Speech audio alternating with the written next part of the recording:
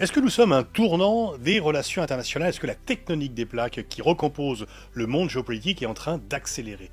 En effet, au sommet de l'OCS, l'Organisation de coopération de Shanghai, où de nombreux chefs d'État et de gouvernement, y compris n'appartenant pas à cette organisation, se sont rendus autour du président chinois.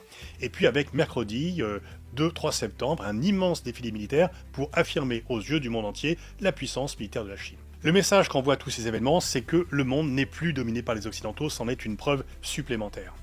Lors en fait de l'immense défilé militaire, la Chine comme la Russie voudront montrer que le récit autour de la fin de la Seconde Guerre mondiale, de la victoire sur le nazisme, eh bien, il peut être réécrit aussi.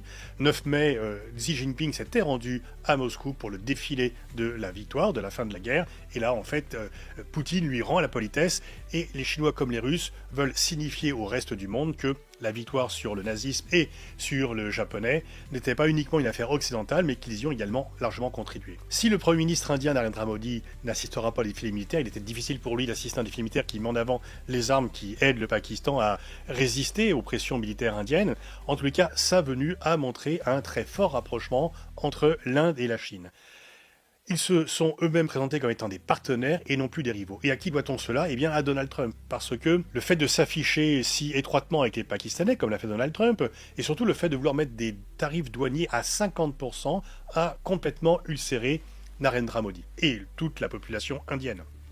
Biden avait voulu attirer l'Inde pour faire une vaste coalition anti-chinoise. Donald Trump, lui, pousse l'Inde dans les bras de la Chine.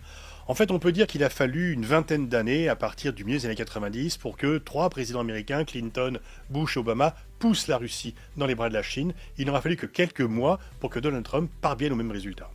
Alors bien sûr, ce n'est pas une alliance en tant que telle, mais on voit bien ce bloc Russie, Inde, Chine, qui constitue à la fois un élément militaire important, un élément démographique important et aussi un élément économique important.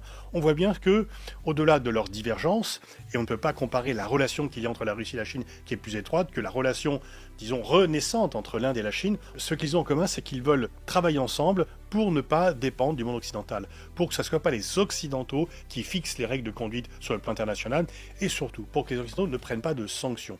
Le terme de sanctions que les Occidentaux mettent en avant sur la Russie et sur d'autres aussi, c'est quelque chose qui est complètement refusé par l'ensemble des pays qui ne sont pas occidentaux, parce que ça a toujours été l'art de la domination occidentale et que c'est intimement lié avec la domination occidentale du monde. Donc les sanctions, c'est un rejet massif de la part de ces pays, et donc ils vont effectivement coopérer ensemble pour faire en sorte qu'une sorte de nouvel ordre mondial puisse se mettre en place, qui soit un nouvel ordre mondial qui ne soit plus dicté par les Occidentaux.